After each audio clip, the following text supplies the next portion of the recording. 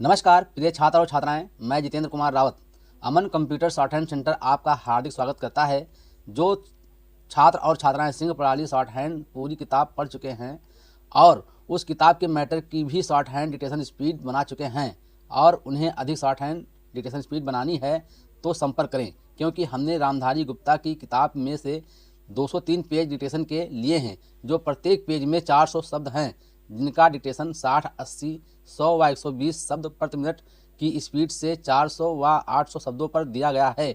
जो छात्र व छात्राएं विधिवत रूप से इन मैटरों का होमवर्क करके व्हाट्सएप पर चेक करा के अपनी शॉर्ट हैंड डिक्टेशन स्पीड बढ़ाना चाहते हैं या आउटलाइन प्राप्त करना चाहते हैं या शॉर्ट हैंड पढ़ना चाहते हैं तो संपर्क करें। मोबाइल नंबर 91 98 94 39 41, दूसरा है 700 790 52 75। अतः संपूर्ण पढ़ाई व्हाट्सएप पर वीडियो के माध्यम से कराया जाएगा। धन्यवाद।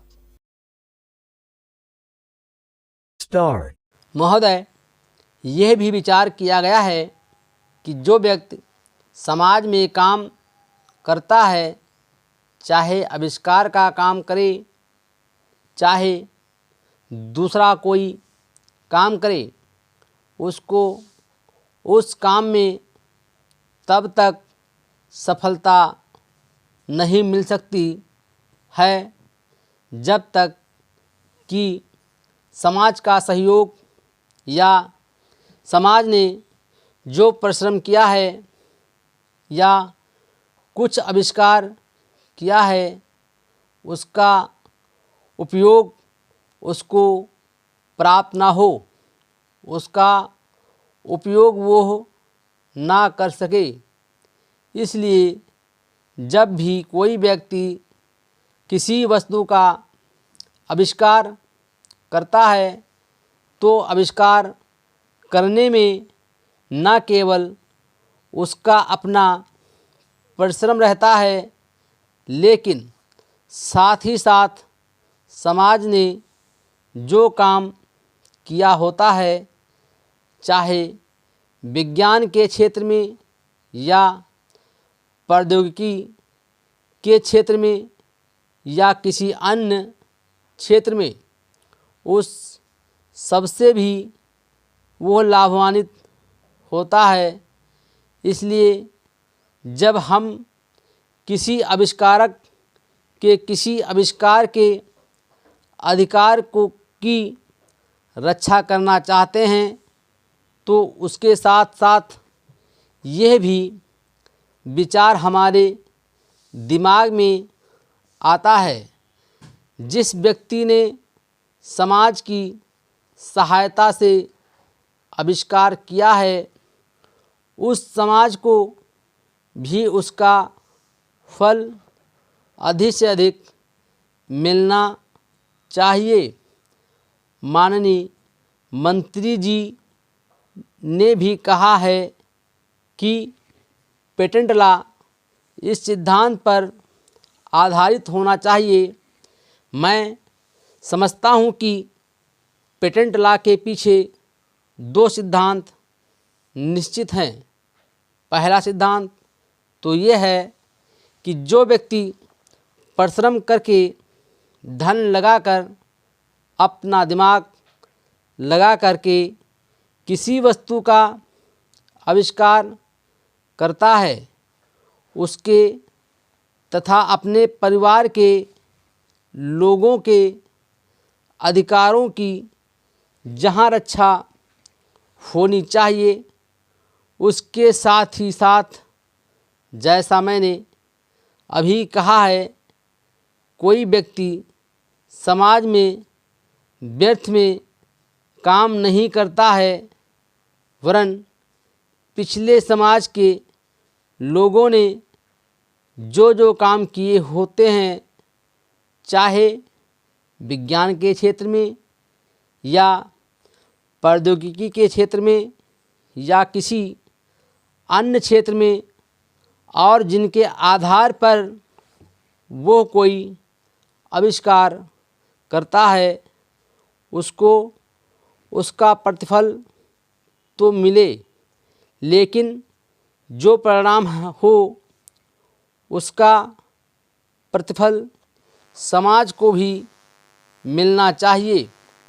मंत्री महोदय ने कहा है कि जो यह सिद्धांत है वो भी इस विधेयक के पीछे स्थापित किया गया है और इस बात का ध्यान रखा गया है कि जहां हम किसी व्यक्ति के आविष्कार के जो अधिकार हैं, चाहे धन के उपार्जन का अधिकार हो या प्रतिष्ठा प्राप्त करने का अधिकार हो, उसे प्रतिष्ठा का और चाहे धन का, दोनों का लाभ व्यक्ति विशेष को भी मिले। महोदय, देश में जो उद्योग धंधा चल रहा है या देश की उन्नति करने का, देश में समृद्धि लाने का जो वैज्ञानिक या प्रौद्योगिकी आविष्कार हो रहा है, उसमें भी उसका उपयोग पूरा हो। यदि ऐसा हो तभी मैं समझता हूँ कि हमारी पेटेंट प्रणाली सफल सिद्ध हो सकती है। यह प्रश्न उठ सकता है कि किस सीमा तक व्यक्ति के अधिकार की रक्षा की जाए और किस सीमा तक उसके अधिकार का हनन किया जाए, ताकि समाज का अधिकाधिक से अधिक लाभ हो, समाज उसका अधिक से अधिक उपयोग कर सके। एक दृष्टिकोण जो इसके पीछे है, हमें इस बात का अभिमान है कि हम 101 करोड़ हैं। हमारी कई जातियां, कई धर्म, कई भाषाएं और कई प्रकार के रीति रिवाज हैं। इस विविधता से हमें लाभ उठाना चाहिए, किंतु आज भेदभाव का भूत हमारे सिर पर चढ़ रहा है। भारत को स्वतंत्रता मिली है, इसका अर्थ ये होना चाहिए कि गरीबों की सेवा के लिए आज तक हमें जो सुविधाएं उपलब्ध नहीं थी वे मिली हैं। जिस प्रकार भारत ने अयोध्या के राज को राम का समझकर सेवक वृत्ति से राज का काम संभाला था, उसी प्रकार हमें समझना चाहिए कि राज्य गरीब जनता का है और उसके नाम पर उसके संरक्षक बनकर हमें उसको चलाना है। अब गरीब को ऐसा अनुभव होना चाहिए कि हर एक उसकी सेवा में लग रहा है। सूर्य के उदय होने पर धनी गरीब सबके घरों में प्रकाश पहुंचता है। ठीक उसी प्रकार स्वराज का लाभ सबको एक समान मिलना चाहिए। इसका सुख धनी निर्धन सबको बराबर मिलना चाहिए। जनता को हमने वचन दिया था कि स्वराज मिलने पर हम आपके दुख दूर करेंगे।